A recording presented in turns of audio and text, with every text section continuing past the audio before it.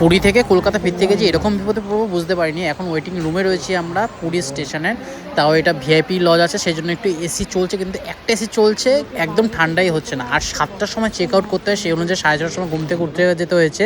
যাই হোক আমি জোম্যাটো থেকে অর্ডার করে একটা চিকেন রোল অর্ডার করে দিয়েছি, সেটাই খাচ্ছি। ওয়েটিং রুমে তো ভিড় রয়েছে, বাইরে প্রচুর লোকের ভিড় রয়েছে, কারণ অনেক ট্রেন ক্যান্সেল রয়েছে, অনেক ট্রেন লেটে চলছে। যেটা কিন্তু শতাব্দীর ভোর 5টা ছাড়া করা, সেটা কিন্তু 10:30টার সময় ছাড়লো। যাই হোক আমাদের বন্দে ভারত চলে এসেছে, কিন্তু এসেছে 2:30টার সময়, যেটা 1:50 এখান থেকে বেরিয়ে যাওয়ার কথা, 2:30টার সময় এসেছে। আমরা এখন ভেতরে উঠবো, তার আগে এখন ক্লিনিং চলছে, সব কিছু প্রসিডিওর চলছে, তারপর কিন্তু আমাদের ভেতরে ঢুকতে দেবে। এই জায়গাটা থেকে ট্রেনটা কিন্তু দারুণ লাগছে, মানে দারুণ একটা ভিউ। এই কমলা ট্রেনে ফার্স্ট উঠবো বন্দে ভারতের, এর আগে সব যেটা সাদা নীল হয়, যেটা শিলিগুড়িতে যায়, সেটাই কিন্তু চড়েছি। আমরা যাচ্ছি উল্টো দিকে একটা ফটো তোলার জন্য, জাস্ট এত রোদের মধ্যে কিন্তু ফাঁকা পাবো। অনেকক্ষণ ওয়েট করার পরে বাথরুমে চলে এসেছি, বাথরুমে মানে ফ্রেশ হতে। বাথরুমে একদম নিট অ্যান্ড ক্লিন করে দিয়েছে, কারণ কি এইমাত্র কিন্তু এটা হাওড়া থেকে আসলো, হাওড়া থেকে এসে এখন আবার কিন্তু পুরীর থেকে আবার হাওড়া যাবে এই ট্রেনটা। যেটা পুরো প্রচণ্ড ক্লিন, হেভি সুন্দর ক্লিন করেছে পুরো। এখন মানে বসার জায়গাগুলো ক্লিন চলছে। এইখান থেকে পুরো ফাঁকা ট্রেন, কোনো সিটে কিন্তু কোনো প্যাসেঞ্জার নেই। হয়তো অন্য জায়গা থেকে হতে পারে, খুর্দা রোড বা ভুবনেশ্বর থেকে হয়তো বোটিং হতে পারে, কিন্তু না না, পুরী থেকে আমি দেখলাম 190 সিট খালি রয়েছে তৎকালে, অনেকটাই খালি। আমরা যেটা বলি কিন্তু ম্যাক্সিমাম। আলটিমেটলি রাইট টাইমে ট্রেন ছাড়লো, মানে 2 ঘন্টা লেটে, যেটা 3:50 টাইম ছিল সেই টাইমে কিন্তু ট্রেনটা ছেড়ে দিল পুরীর থেকে, রওনা দিল হাওড়ার পথে। 41, 42।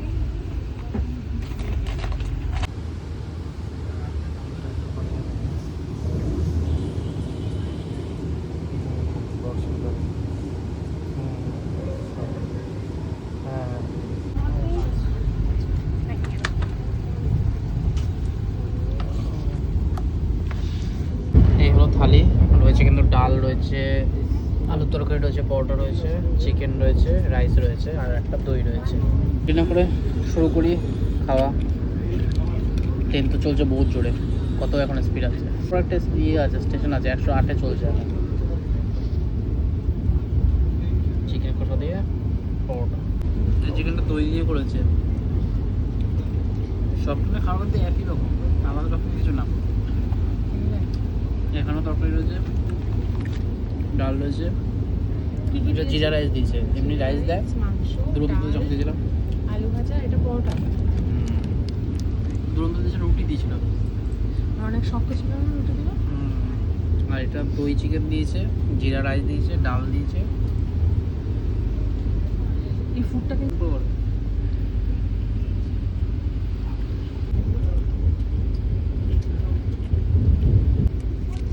এখানটা আচার দিয়েছে, মিক্স পিকেল, তো আচার দিয়ে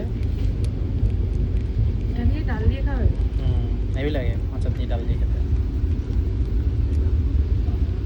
রুটিও ভালো লাগে, রুটি খাই না। এই ট্রেনের একটা মজা, যত স্পিডে চলুক না কেন খাবার নড়বে না, ঝাঁকুনি নেই। না,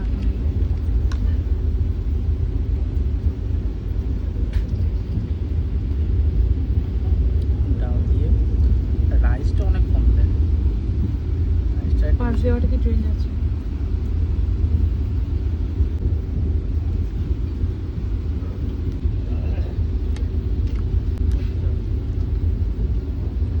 ডালটা খুব সুন্দর খেতে।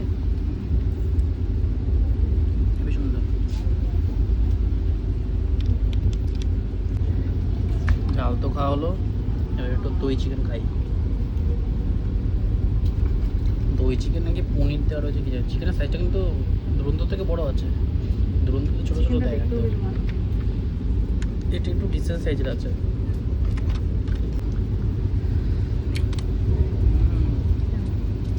চিকেনটা হেভি খেতে।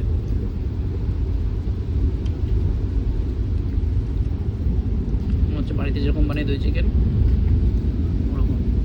দুটো সলিড পিস দিয়েছে। সলিড দিয়েছে, অ্যাকচুয়ালি ট্রেনে কিন্তু ম্যাক্সিমাম সলিডই দেয়, হার্ড দেয় না।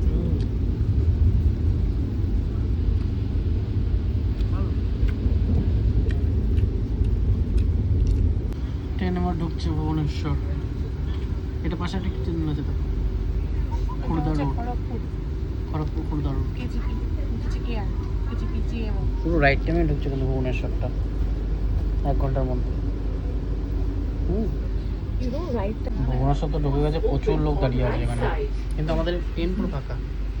এরা সবাই ব্রিজের তলায় জলই নেই, পুরো বালি আর বালি, নদী পুরো শুকিয়ে গেছে। এটা জুন জুলাইতে পুরো ভরে যাবে, দেখা যাচ্ছে। জুলাই মে মাস নাগাদ যখন বৃষ্টি বাদল হবে তখন পুরো এই বালি আর এই ক্ষেত ভরে যাবে। কি অবস্থা, আমার ধান হয়ে গেল।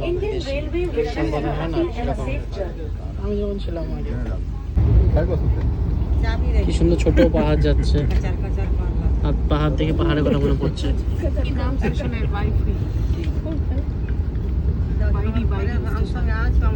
সন্ধ্যে 6:30টার সময় কিন্তু স্ন্যাক্স চলে এসেছে। স্ন্যাক্সের মধ্যে অনেক রকম আইটেম রয়েছে। চার মধ্যে চাও রয়েছে, মশলা চা, ফুটি রয়েছে, অনেক কিছু আইটেম রয়েছে। ফুটি রয়েছে এখানে, মশলা চা রয়েছে, আর এটার মধ্যে কিন্তু সিঙ্গারা কিছু একটা রয়েছে।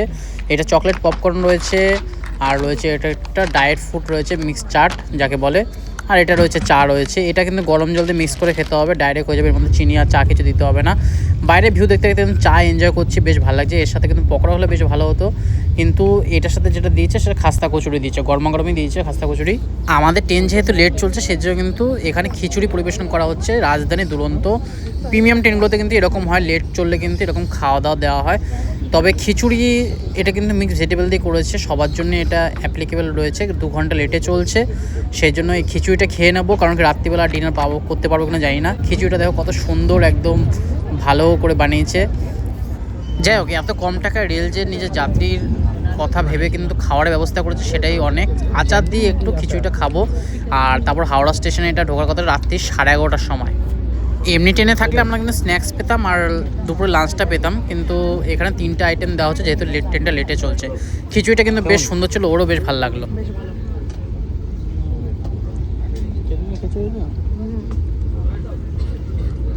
বেশ গাজর এগুলো স্বাদ পাওয়া যাচ্ছে সবজি দিয়ে।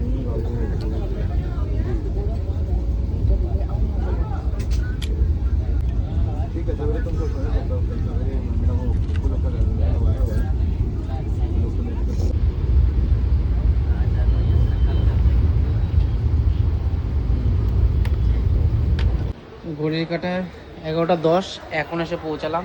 একটু ফ্রেশ হয়ে এবার হাওড়া স্টেশন থেকে বাইরে বেরোবো, তোর ক্যাব নিয়ে যাবো বাড়ির দিকে। পুরো খালি হয়ে গেছে, পুরো ট্রেন খালি এখন। সেই 3:50 ছেড়ে এখন গাড়ি এলো, প্রচুর প্যাসেঞ্জার নামলো, কিন্তু বেশ আরামদায়ক, কমফোর্টেবল। বৃষ্টি হয়েছে তো হাওড়া স্টেশনের বাইরে, মানে হাওড়ার এই দিকটা বৃষ্টি হয়েছে, সেই জন্য কিন্তু বেশ সুন্দর ওয়েদার লাগছে, হেভি লাগছে, ঠান্ডা ঠান্ডা ওয়েদার, দারুণ লাগছে।